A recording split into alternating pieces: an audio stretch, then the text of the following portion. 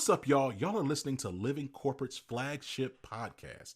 If you didn't know, Living Corporate helps organizations build employee engagement and market trust through data analytics and data transformation, our e-learning platform, and brand marketing storytelling. We're so excited for you to be here today. The conversation you're about to hear is going to connect the dots between employee experience and go-to-market effectiveness. If you're not ready, get ready. Here we go.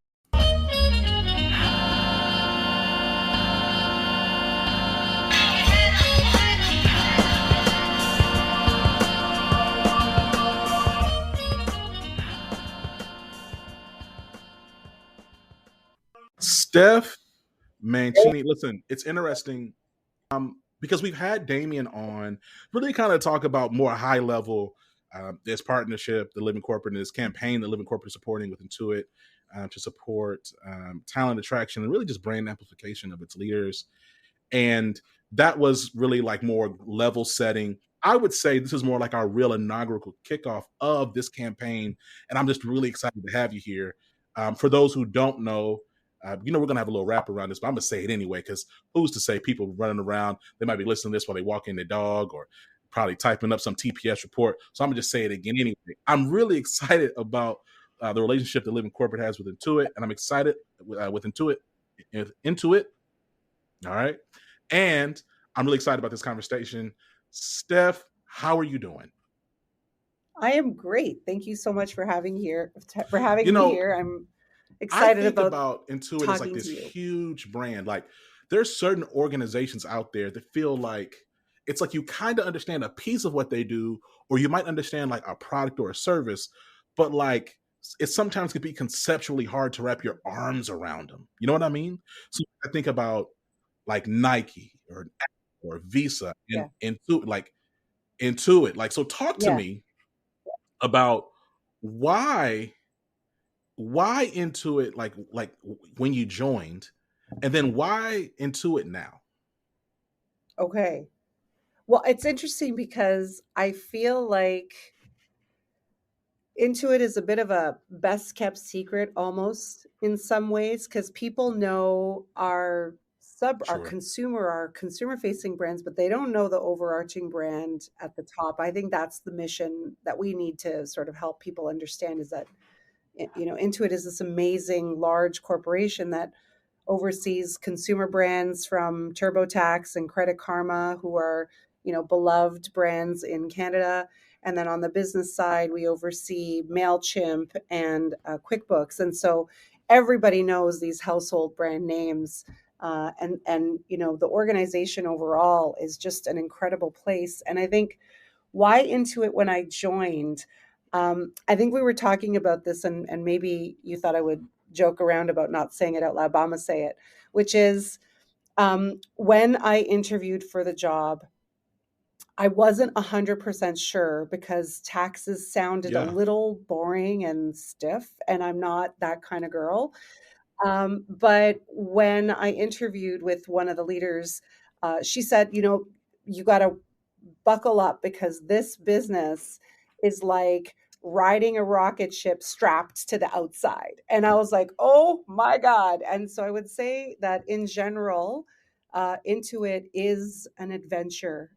It's an organization that is really leading the way when it comes to new ways of working, innovation, how we can use tech for good, and how we can actually create meaningful change for people. And that why is why I've stayed. It's been, 4 years almost to the day at this point. And it has remained exciting. And I actually think it's become more exciting. Like some people kind of like after a certain amount of time, they're like, oh, I'm a little bored. You can't get bored in this company. There is just so much activity, so much that you do. And the mission overall is huge. This is people's money, right? Like we help people get their money. And that money is used to pay bills. It's used to go on vacations. It's used to for all like trips, like everything that you need to make ends meet, or to enjoy your life is part of it. And so there's two missions that are truly meaningful when you talk about like life-changing work. It's healthcare and money. And so this is just such an I mean, exciting space to to your be in. point, So right? Like that's I then, think that's about it too. now. Like I think about the things that I use, like that are integral to my life. QuickBooks for my business, TurboTax for my life and also my business, and Totally. then of course Mailchimp for my like the stuff that I'm doing around communications and campaigns. The thing we're going to use that to help amplify this content. And I mean, like to your point, like it's just so integral to so many people's lives. Like if Yeah. like let's just say you just use TurboTax, that's a huge part of your life, right? Like I think about using. I remember, like I have such a deep history with Turbo. I've been using TurboTax since like I'm 35. I've been using TurboTax since I was like 20, right? Yeah. You're welcome. Thank you for helping me That's make amazing. Thank you for your business. demystify the return process. And it's been interesting too. Like I think it was interesting, like especially when it comes to like fintech, the like technology has to adapt and change and improve along with like to drive user experience. Like just as a quick aside, like I just Yeah. when I think about my TurboTax experience in 2011 compared to my TurboTax experience in 2023 or 2020, we're coming up and then Yep. we're gonna be using it again. And yeah, no, I used it in 2024. It's been great. So to that end, right? Like this is the global brand with offices all around the world. Why is staying close to the Yep. Toronto office special to you? Yeah. Um, Without being offensive to the rest of the world, like Toronto is the world. And I know that all of Canada is like, oh, Toronto people think that. But actually, um, we have the highest number of people coming in from Mm, every part of the world coming to Toronto to make Toronto home. And the diversity here is unparalleled. You go to different areas within the city and you get to experience the full mm, authentic culture of people. And it's one of the things I love in general about Canada is that we really encourage people to keep their identity and keep their culture and share it, and that's the beauty of this place. Um, and then because of that melting pot of amazingness that kind of comes in, you end up with this beautiful food culture. You end up with these like fusion places of such interesting ways to express your love of food and tasting. And then you can also like world class like jazz festivals, and we've got Caravana, and we've got like TIFF, and all of these amazing experiences that you can enjoy. And it's right here for you. Just open the door and walk outside, and oh there's a man, party Diwali, every yeah. week for some different, Diwali's just about to start. Like it's just, amazing. Every corner you turn, there's a new discovery. You've just got to go look for it. And that's, I think that's one of the most beautiful things about Toronto. And I think when I look outside, you can't see right here, but right here is a huge glass wall in front of me, and people walk by my office. We say Mm. hello, but this office looks like the rest of this city, and that is such a proud thing that we have such an amazing diversity within the office that reflects all of the people who live here, and that when we talk about diversity metrics inside our four walls, That's incredible. Now, I do Canada's want to. always We a are going to bright get to spot, that in a and little that makes bit. me super proud. When I think about international hubs around the world, like Toronto, definitely sticks out to me in that regard. I mean, related to that, right? In terms of just people, right, and related, like I think a direct connection to people is talent. As you think about the Toronto office, and the goals Yeah. over the next year and a half, what types of talent do you believe you'll need to cultivate or attract? Yeah.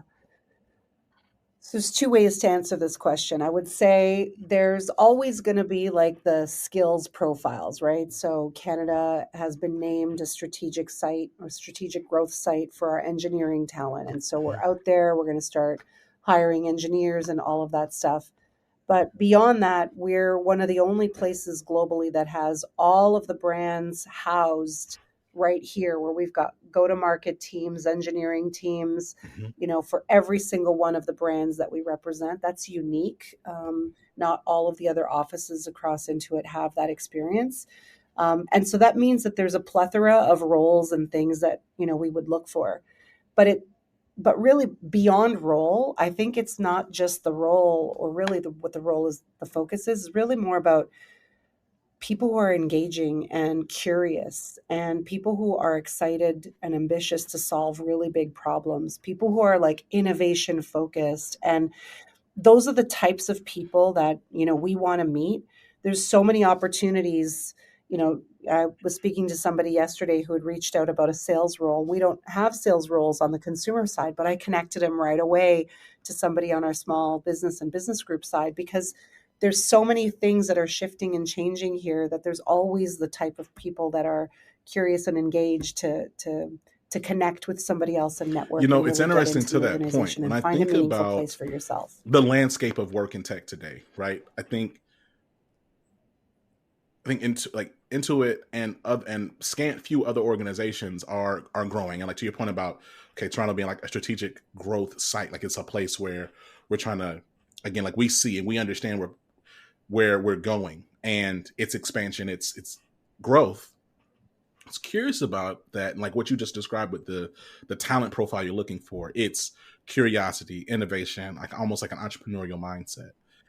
And I think for some reason, Steph, I Totally. think a lot of leaders fail to connect the dots between like sustainable growth and the elements that you just mentioned.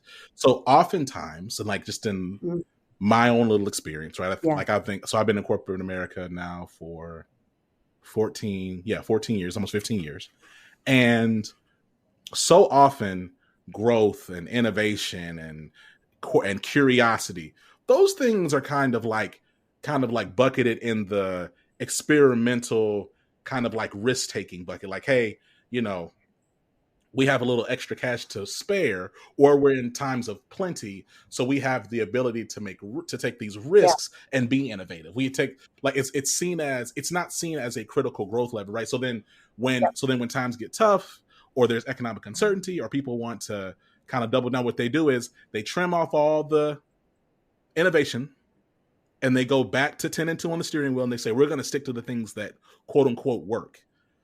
But sticking to the things that quote unquote work don't actually enable Right. growth.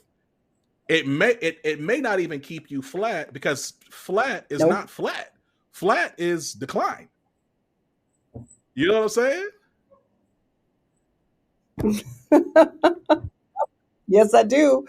No, I actually think in this era that we're in right now, like stepping back, we have to define it, which is we are on the cusp of the largest, most society, economic, cultural change that we will probably ever experience in our lifetime and the generations to come's lifetime. Like we're in this moment. I think people don't really understand that in a way that is real, which is that the past innovations around mobile and cloud computing and all of the LLM stuff that we've sort of started to play with, that will pale in Yeah. comparison to the shifts that we're about to actually start driving around, which means that the most dangerous thing you can do is status quo. The most dangerous thing is status quo. So, what you actually need is you need to hire people who are going to drive fast, who are going to not be afraid of a spin out, because sometimes you're going to spin out when you're driving quick. Um, that are not going to make such massive, mistakes that they impact customers or things like that. But you really need people who are going to understand how to wield new tools and new systems in a way that can drive new solutions. Because customers right now, it's almost like saying, um, when before cars came along, if you had asked people what they wanted, they would Yeah. have said, I want my horse and buggy with an Yeah. extra horse, right? Like there was no concept of a car. It was just not a thing. That's the moment. We are Yeah. currently driving the horse and buggy, and we're about to step into a Ferrari. And that experience is going to be real different. And so, those people who are really future forward thinkers, visionaries around what the future is going to look like, people who are really data stewards and understanding the data. I'm doing a lot of Yeah. research right now for a speaking event at Be Future, where we're going to talk about like what does it mean to be in an AI world, and what does it mean to be a person of color or a woman in an AI world where there's already areas that need to be thought about. So all of that requires not the way that we've done business up until now. It requires us to really think about new problem sets and spaces that, uh, like I said, doing what you've already done and trimming off your innovation is literally like Yeah, and like, cutting and off your nose especially to when I spite think your face. about, Like it's man, not a good oh my decision. gosh, this is just such a fire conversation because I'm so when I think about like the idea of innovation and growth and like all the elements you mentioned, like all fair. I think the piece that goes unspoken a lot is, yeah, you want that talent, and not but and you got to make sure you have a leadership culture that isn't going to be threatened or made so uncomfortable by that talent that they actually stymie the growth, right?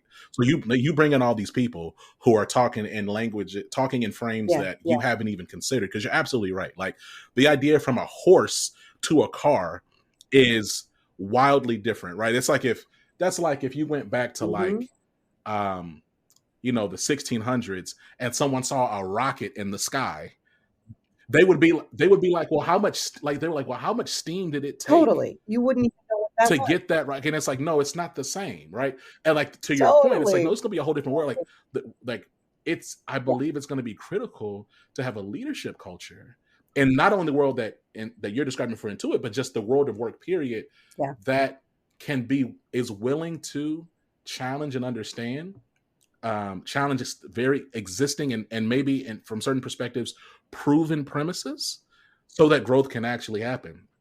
The other thing you talked about there too is yep, like this idea of this idea of of of of innovation also comes with disruption and the ability to say, hey, this means there might be some discomfort. Now there's thresholds to your point, right? Like, look, we can't do things that are going to threaten like or completely disrupt or erode the customer experience that we're developing and that we've delivered and have grown a brand and built trust equity around.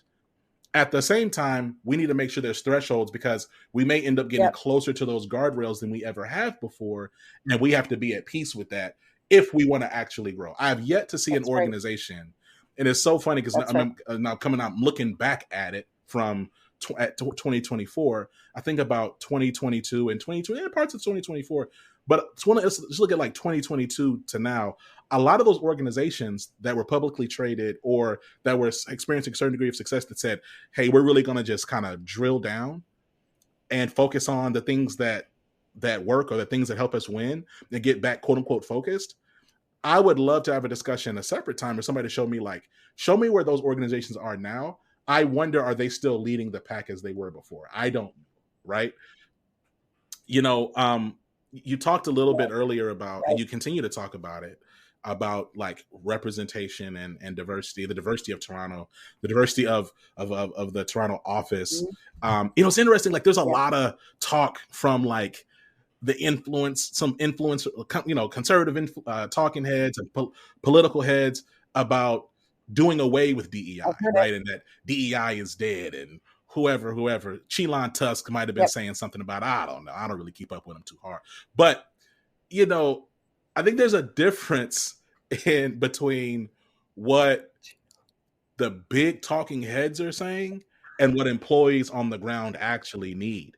What are you seeing Yeah. from your own teams Mhm. related to their expectations, on their own employee experience at Intuit? Like, talk to me about that. Yeah. Let me Please. start with like a story, uh, which is actually how I got here. So when I was hired, I had seen this post for at least 6 months.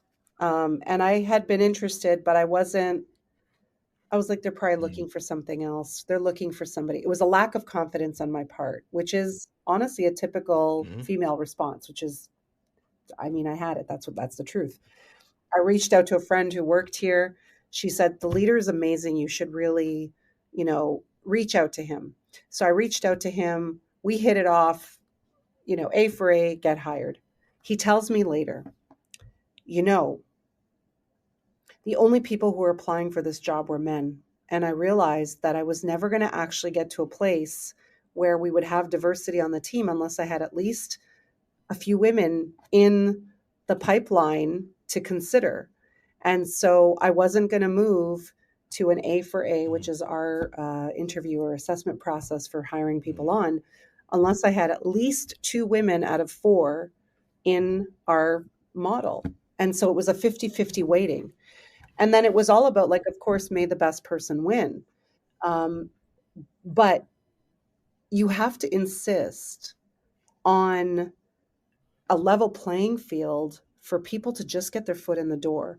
Like DEI gets really messy in terms of this idea. There's this talk track of the talking heads you refer to that's sort of like, I got in because I'm a woman. Mm-hmm. You got in because Mm-hmm. you're a Black person. Like, that's not the reason. You got in because you are highly qualified. And if we're going to put you on a level playing field as opposed to having you start from back here, There you then go. the best person can Yeah. win. And it was you and it was No, me. look, Steph, And we'll look 1,000%. Listen, different. it's so like to that point, right? Right? Like with Living Corporate, at this a business I started. There are tons of small businesses out there. There are a ton of Black owned businesses out there, a ton of white owned businesses and different businesses. Intuit didn't look at me and look at my Black face and say, "Hey, we want to work with Living Corporate." No, you looked at the quality of the work, our case studies, the things that we've done, and said, no, we're going to make this decision. I think so often, to your point, like there's this immediate assumption that if you hire somebody or you work with someone who is not straight white Yep. male, then there must be some Yep. concession, right? Profile, some concession of merit Profile. or Yeah. competence, which is on its own, Yeah. like right, like it's just like, come on, like that's an insulting assumption, Crazy town. right? And it's like actually the data would show when Totally. you bring in these people who are Yeah. historically and most commonly overlooked or under supported and under sponsored, they actually come in and perform really well, especially when you give them the conditions, the similar conditions to actually do that, right? So Let's talk about that. Because what I'll tell yes, you is that on the Canadian team, after I come joined, on, let's talk about it. let's talk about 3 years straight of double-digit growth. Like, Yeah, so, and we've got the most diverse leadership team out here. So, like, at the end of the day, the proof is in the pudding. We're doing things totally differently. We changed a bunch of things. We started relationships that we would have never have considered, before I joined. That's not a me thing. That's actually the team I hired. And back to your point before around the leadership conditions, my job as a leader, I tell my team all the time, my job as a leader is not the quarterback. Everybody thinks the leader is the quarterback. The leader is not the quarterback. The person who's doing the work is the mm-hmm. quarterback. You're the one running the field, calling the play, right? I am your Yeah, linebacker. yeah, Something's in your way, I'm gonna push that out for you. That's my job. My job is to enable people to get as where they gotta go, as fast as they gotta go, to make sure their stuff is prioritized, to make sure that they're getting the right level of attention, focus, and energy from the organization. If it's not happening, I use my title behind the back of my, head whenever I walk into a room. People are like, "Oh, that's the GM." But I use that to be able to say, "You need to pay attention to so and so. This is the yeah, priority for the business. Take their call, take their meeting, do that thing." So that's to me where I think if if we can have a culture where we want people to be as innovative and as free as they can be, that's the role of leadership. I don't need to know all of the AI things. Like, I'm not an engineer. So I'm never going to be as capable as somebody who lives in, a data LLM engineering space. right. I'm not a behavioral scientist. I'm not going to be able to answer those types of questions, but I certainly can help those people get connected to the right place, make sure that their work is being elevated in the right places so that they can be There's enabled. so much, That's so much there, the right? Like culture you need when you think to about like create. really empowered and effective leadership, it is work, but it's not the glamorous, sexy work, right? To your point, Yeah, like the quarterback, yo, yeah, they get the shine, they get the kudos and everything.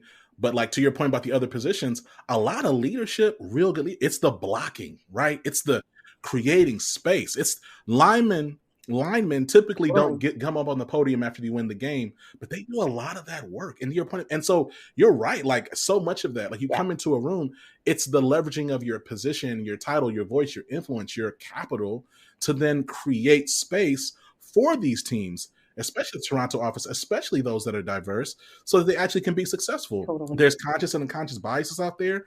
You Correct. leveraging your power to help push Totally. those things and really kind of minimize the static and noise so that we can get to results. That's the work. Yeah, You know, you talked a little bit earlier also that's about the like the magic. data, Totally. and Totally. it's funny because the proof is in the pudding. But like we've been talking about the value and the return, the ROI of DEI. Mhm. It feels like since like 2005, if not earlier than that. And like the studies are out there. Look, organizations that are more More than diverse have stronger returns in the market. They just do. There's a because diversity of identity and ethnicity and totally. religion and Yeah. sexual orientation and et cetera, is directly correlated with diversity of thought. And so, yes, having a richness of different Yep. ideas and perspectives drives innovation in a way that homogeneous teams and spaces just don't. Just don't. They just don't. I totally agree. Yeah. I think, connected to that sort of diversity, you also have to make sure that you're creating a safe space for people to voice Oh, those opinions, because a diverse team alone is not the thing, right? It's a diverse team that is confident enough to voice their divergent opinions and know that it's not me against you, it's us against the problem. yeah, And we will have different perspectives on how to do that. And the push pull makes us better. I think that's where teams kind of get confused, because they're worried that if we don't all agree, then that's bad. And I'm like, actually, I welcome the discussion. Like I welcome the banter of back and forth, ideas. And some at some point we make a decision, and maybe it's the wrong one, and then we'll reverse. But like maybe it's the right one, and we go with it. But the fact that we don't all agree is actually when you end up with the best ideas, because when everybody in the room agrees, I get nervous. I start asking right. questions It has to be because it's like crazy we obvious. can't all agree unless this is Yeah, so obvious that it's just a that's just a go do thing. But if we're working on an innovation and everybody's in wild agreement, I'm like, I don't something doesn't feel right here, and I will push. And then when you start to pick, people are like, "Oh, okay, she's willing to hear a divergent opinion." And I think that's where, again, leaders and diversity make a real difference in whether or not you have that open space for people to really get into it. And we're in a space now where if we don't have those really, really, really pointy conversations, we will right. recreate a world that we don't want to see, right? And I think that's the courage we all need to have, is to say we're at an inflection point in our the next 200, 300 years before the next reinvention of our technology. It's What is the world we want to live in, real because talk though, we're the because ones you're making it. absolutely So right. we've got Like to be before real we mess around and have careful. Skynet, you know what I'm saying? Or just over, it's just let's like whatever are the critical Yeah, like conversations that we need to have. Now is the time. What you're also describing though is like empowerment, because you're absolutely right. Like I 100%. think about my own journey, Black professional. Hmm. I started in HR, right, and so I'm coming in 6'2", 285 plus, um, 20 years old. I graduated college early, so and I'm in a room mostly full of white women, and it's like, okay, I do have a voice here. I also have Yep. presence. And what can I say here? And there's a lot of calculus that I don't know if everyone always appreciates, that marginalized, Yeah. historically marginalized folks from historically marginalized backgrounds go through before they say a single thing. So wow, like how much weight it takes off of those folks' Yeah. shoulders when they know, hey, I'm not just a token. I'm not just a cute face, even though I have a cute face. Hmm. No, you can say that. Thank you so I was much. just gonna say, but It's I wasn't sure if funny. I I could. didn't appreciate fairly symmetrical. It helps with like all the crazy expressions I make. But but thank you. No, so but it's like I actually have some thoughts here. But it's Love it. scary. It's scary to always share them when Yeah. if you feel like you're going to get in trouble because there's what you say in the room, and like maybe it does, maybe nothing happens in that room right then, but then it's like, okay, now you're on that person's list. Okay, hey, I know we can't really ask Zach something because he might take it over here, or Yeah. I don't like that. I don't like that he even said that out loud in front of my boss or in front of my colleague or whatever the case is. And so like the psychological safety Yep. element of it and Yep. like Yep. reinforcing, hey, like this is a space where you can be brave, this is a space where you can share, and we're going to have to grow. And I think Yeah. the other part of that is leaders are critical, and it goes both ways. I always, Steph, truly, I probably overly default to leaders and institutions because the power dynamic is just so skewed. However, individual contributors have responsibility too. It's critical to Yeah. build that team resilience, right? So Totally. you may be saying, "Hey, look, hey y'all, I'm thinking about corn dogs. Yeah. Thinking about corn dogs for lunch," and I'm like, "Steph, what about grilled cheese with a side of pimento and some grilled onions?" You may say, "Hey, Zach, I'm gonna be honest. No, that's gonna stink. You forget half of us are lactose intolerant. This place smell awful." Right. It's important, right? But there's resilience in this moment. There's resilience in one, okay, I said you had an idea. I mustered up Yeah. the courage to have an idea back. You had to be honest and say and give clear reason why that Yeah. idea doesn't work. And then I have to also have resilience to not internalize or make it Yeah. malicious that you decline, that you disagreed with that idea. And also, right? And so Exactly. it's like, so the Exactly. next time when you go, hey y'all, I'm That's thinking right. about roast beef for lunch. And I'm like, all right, hey, but Steph, like, we're probably gonna be kind of sleepy. I think we're gonna have a long day. Maybe we do salad and salmon. And then you say, okay, cool, right? But a silly example, but Yeah. I've seen that happen. I've Right. seen people Yeah. go in with the expectation of, hey, I'm empowered to speak. They say something, it gets that we don't go with that idea, and all of a sudden you kind of shut down. It's like I'm not empowered to speak. Yeah. No. I think, but I think Yeah. there's a leadership play in there as well, and oh, gee, if I tell you this, I'm gonna be sharing a secret, but I very often Mm, walk into the room and I put my I'm stupid hat on. And I don't play I'm the boss and I know more. yeah. I play I have no idea what anybody's talking about. And I'm going to ask the most ridiculous, obvious questions. And you would be surprised how many times I Mm-hmm. get somebody in the room saying, I was thinking the same thing, but I didn't want to say it. And so, the very first thing, if you are wanting to create that Yeah. feeling where it's okay, as a leader, you should start that. You start, open it up, because the minute you ask the quote stupid question, everybody else is like, oh my God, that was so much better that she asked it because now I don't feel dumb. Because if I don't ask, like, the what about the differential equations of the LMNOP thing, then they're not, like, why do we have to go to there? Like, why can't we just, like, I'm Yeah. sorry, what are we talking about here? This does not, I'm lost. Right. And as soon as you do that, I think people are able to feel Yeah. like, oh, okay, I can come to the table with literally the basic questions. And the responsibility of being in a safe space Mm, is self reflection once you walk away from the room. So I walk away from the room having rejected your idea. I was the decision maker. I need to walk away and say, did I reject the idea for the right reasons? Did I say it in the right way? Did I give a good, clear answer as to why. Did I create confusion? Was I all of that?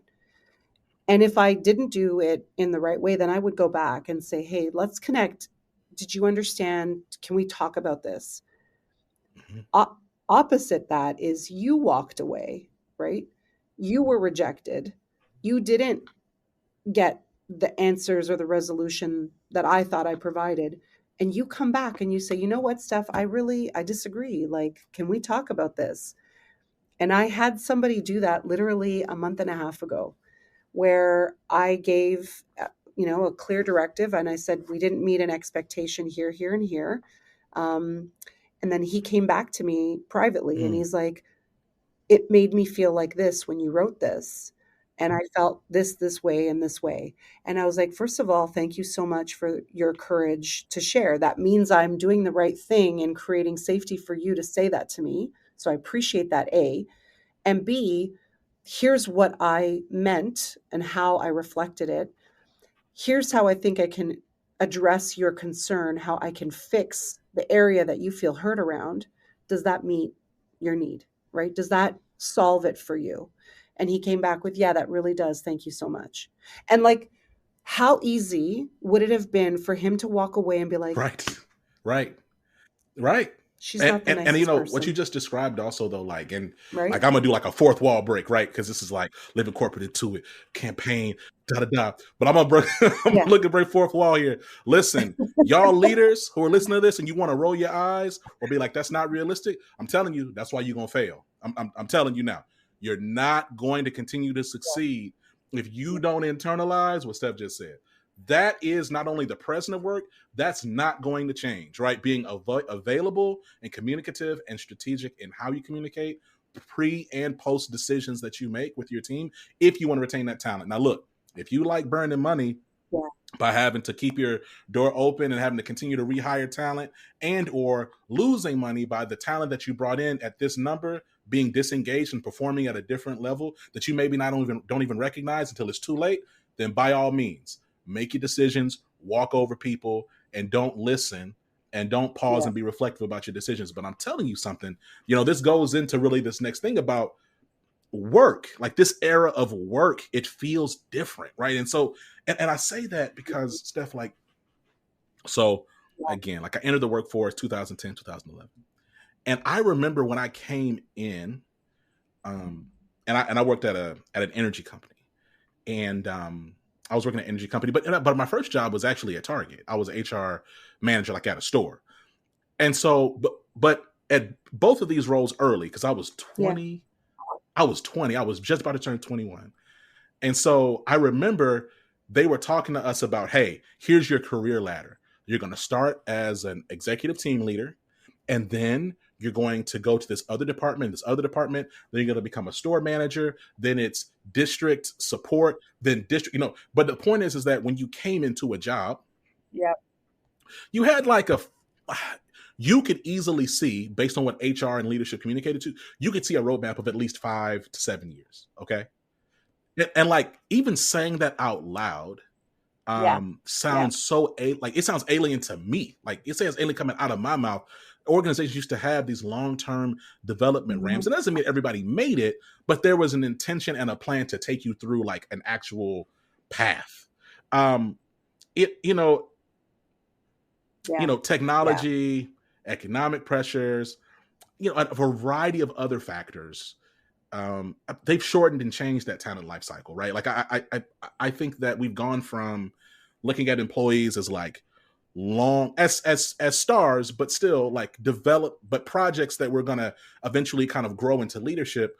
We kind of see them as like points of support to drive an 18 to 24-month moonshot, right? Like I think it's just changed. Given this landscape, Yeah. how does Intuit compete for top talent and drive employee engagement now?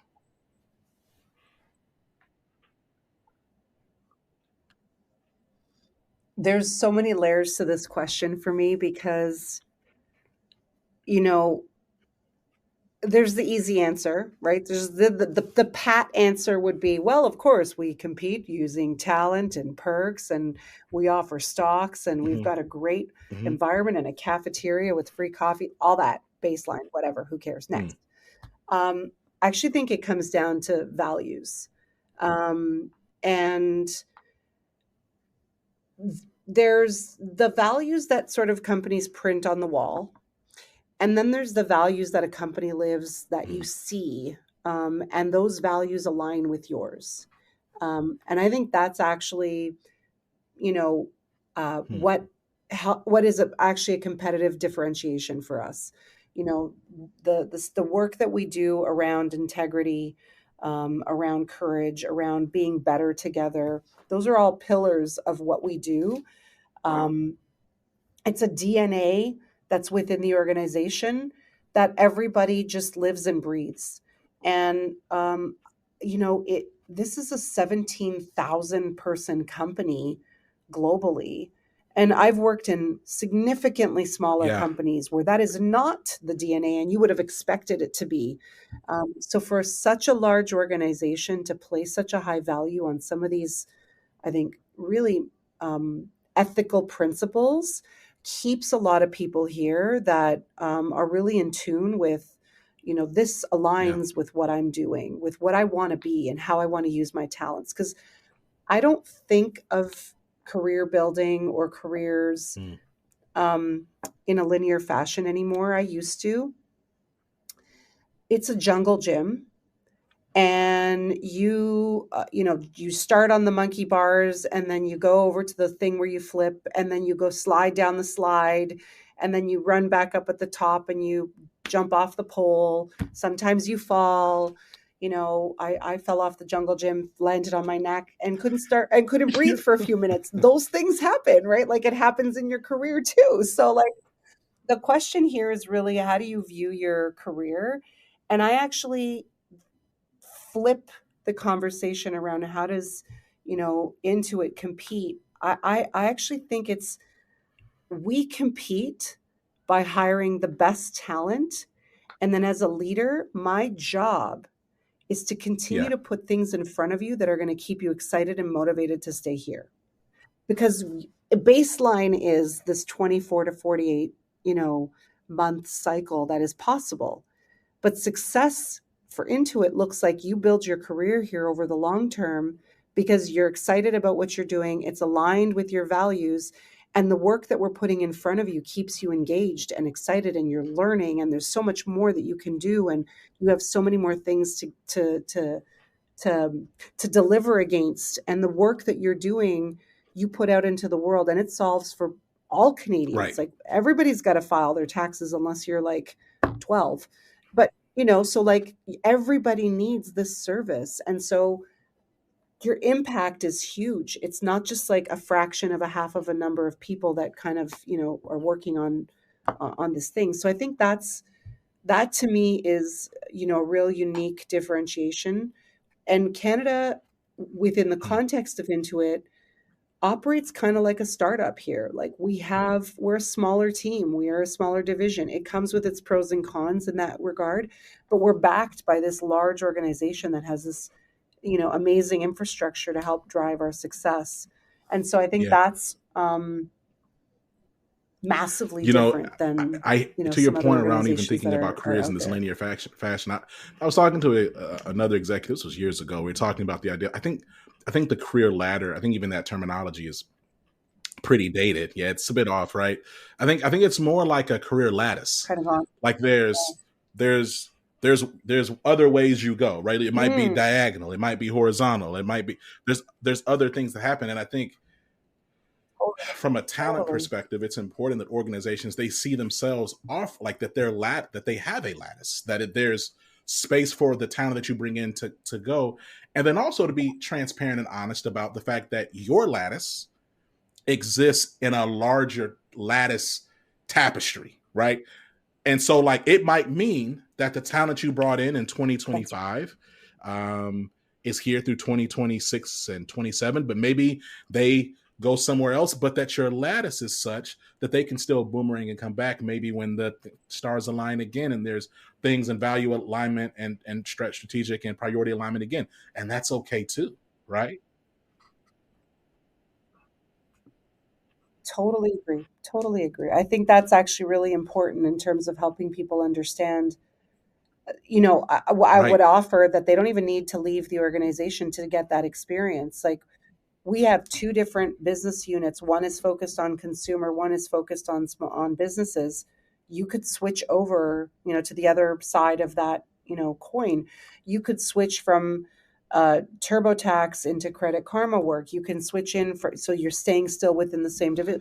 There's so many ways to play within such a large organization Yeah. that you could have a whole career here and have a different job every 5 years, and have a Yeah. vastly new uh, scope of work in front of you. So the star alignment can also happen within and outside the organization. And I think, as long as you're always driving great work, you're always going to be in demand, right? And that's what you want. You want the people that you bring on to I be love that. in And demand. to that And end, then right, it's a looking at your competition time as a leader to with keep them. Intuit so far, what are you personally proudest of? I feel like I have an idea what you're going to say, but I still would like to know, what's your proudest, like, just looking back, and then as you look forward, at your personal roadmap, what are you most excited to accomplish?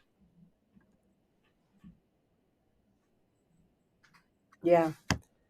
Um, what am I most proud of here in my time is just the opportunity to build such an amazing team. Like, I am proud of this team every day. I put my feet down on the floor when I wake up in the morning. I'm Yeah. excited to get into the office, to see what everybody's going to do, to, like, help people, unblock people. I love, championing and charging into the field, the battlefield, with my sword up. And I've had a couple of leaders come back and were like, Yeah. Steph, you just run out there. And I'm like, yep, that's what I do. And so I think I'm really proud of the team that we've built and the results we've been able to achieve. The work that we've driven over the past 2 years have gone all the way up to the board level at Intuit, for recognition. We had our CEO and the board, give a standing ovation for the work that Canada drove last year. So, like, I am so freaking proud of that. And as I look forward, when you come into your TurboTax experience this year, I want you to call me after you do it, because we have moved your cheese. Yeah. And it is going to be a materially better experience. The work that the team is doing this year is so different from what we've done in years past. We are really taking a leap forward in terms of the work that we're driving. And that's all, like I said, keeps me motivated and excited every day. And then on the personal side, I would say what's in front of me is, in 2 weeks, 1 week, I'm heading over to the MIT campus. I graduated after a year-long program doing the Yeah. chief product officer program at MIT. And so I'm graduating next week. And I am just thinking about, like, what else can I learn? I really am excited about the space that we're moving into in this new world that we're going to create. And I know I will never be like I Yeah. said, the subject Yeah. matter expert on things, but I want to know enough to be dangerous. You know what I mean? And so I'm right now just contemplating what's next in terms of what I want to learn and how I can best support the team so that we can go out there and do something Well, even look, Steph, bigger I the got to tell you, following I'm year. excited about this That's conversation. I'm so that's glad what we I'm were able to sit excited down and about. talk. Like, we had the funny part is, again, fourth wall a little bit. I knew we talked about it pre-production. Like, we knew we are gonna have a good time. We we gotta have you back. But in the meantime, thank you. Thank you so much for being part of this incredible campaign. I'm excited about people learn more about Intuit and learn more about the Toronto office and more about opportunities to grow and build their careers there. And look, we'll talk to you soon. Make sure y'all click the link in the show notes. Y'all want to learn more, see more opportunities about Intuit, learn more about Steph. All right, Steph is she is her. Okay, they be saying she is him, you him, they him. She is her, y'all. Y'all got to check her out. Get connected, get familiar. Steph, it's been a pleasure. We'll look forward to talking to you soon. Thank you. Bye bye. Zach, it's been awesome. Thank you. Living Corporate is a podcast by Living Corporate LLC. Our logo was designed by David Dawkins. Our theme music was produced by Ken Brown. Additional music production by Antoine Franklin for Musical Elevation. Post-production is handled by Jeremy Jackson. Got a topic suggestion? email us at livingcorporatepodcast@gmail.com. You can find us online on Twitter, Facebook, Instagram, and living-corporate.com. Thanks for listening. Stay tuned.